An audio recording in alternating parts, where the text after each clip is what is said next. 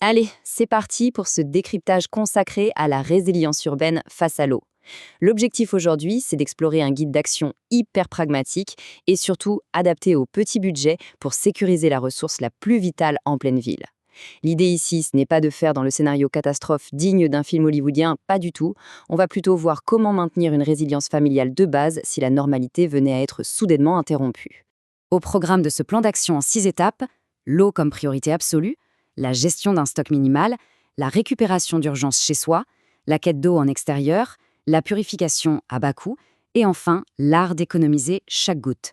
Bref, une vraie chronologie de survie, de la préparation jusqu'à l'adaptation à long terme. Première étape, et pas des moindres, l'eau comme priorité absolue de survie en ville. C'est simple, la fameuse règle des 3 nous rappelle qu'on ne survit pas plus de 3 jours sans eau.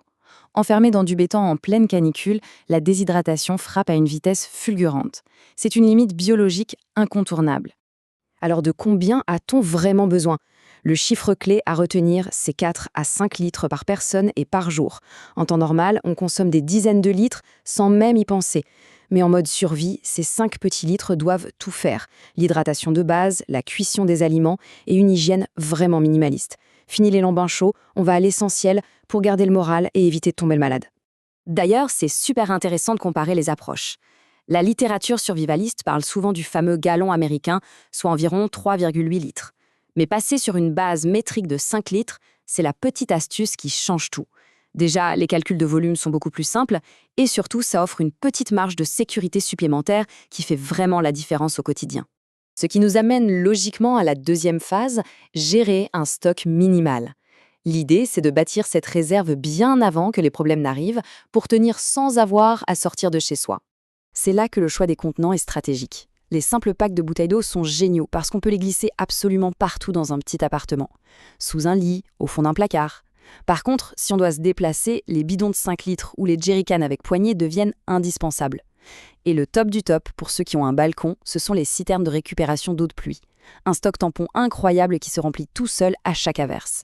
Mais attention, l'erreur classique, c'est d'oublier ce stock à la cave jusqu'à ce qu'il périme. Pas question. L'objectif, c'est d'avoir un stock vivant. On le consomme, on le remplace en continu. Et surtout, on garde tout ça au frais, au sec et dans le noir complet. Bloquer les rayons UV, c'est le secret absolu pour empêcher les algues et les bactéries de s'inviter dans les bouteilles sur le long terme. Troisième étape, le protocole d'urgence absolue ou la récupération à domicile. Quand tout s'arrête d'un coup, il faut réagir à la seconde. Et on commence par capturer l'eau piégée directement dans la tuyauterie de l'appartement. Et c'est là que les chiffres deviennent fascinants. Nos installations de plomberie sont de véritables réservoirs de survie cachés. Si la baignoire est propre, la remplir tout de suite donne jusqu'à 200 litres d'un coup. Le chauffe-eau, entre 50 et 200 litres si on sait comment le purger.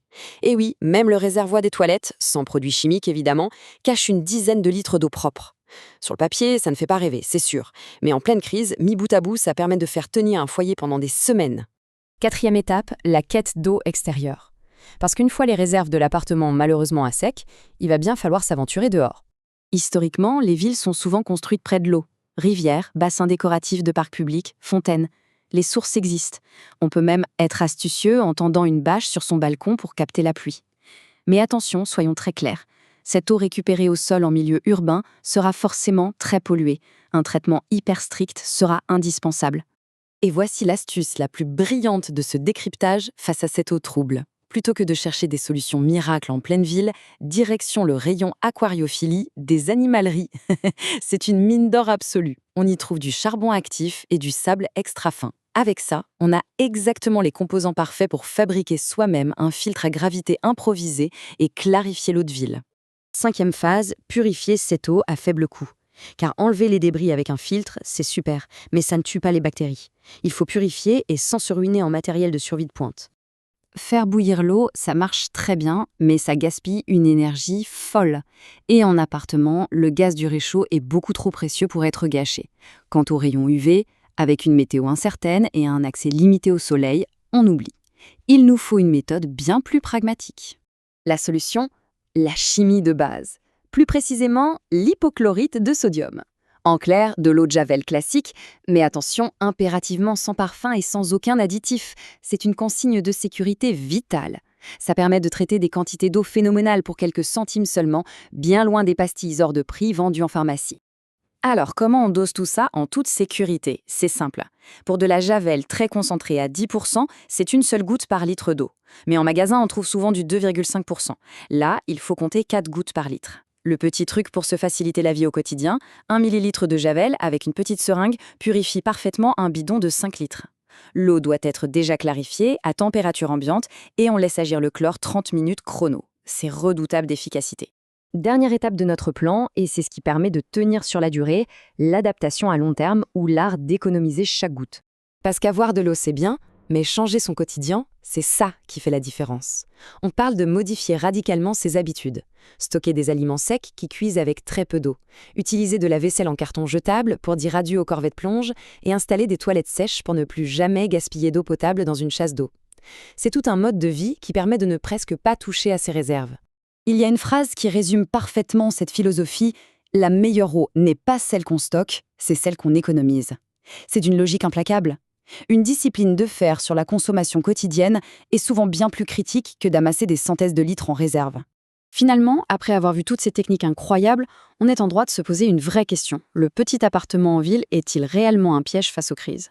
Ou bien s'agit-il d'une véritable forteresse aux utilités cachées qui n'attend qu'à être déverrouillée par l'ingéniosité? Voilà qui a de quoi repenser complètement notre vision de la jungle urbaine.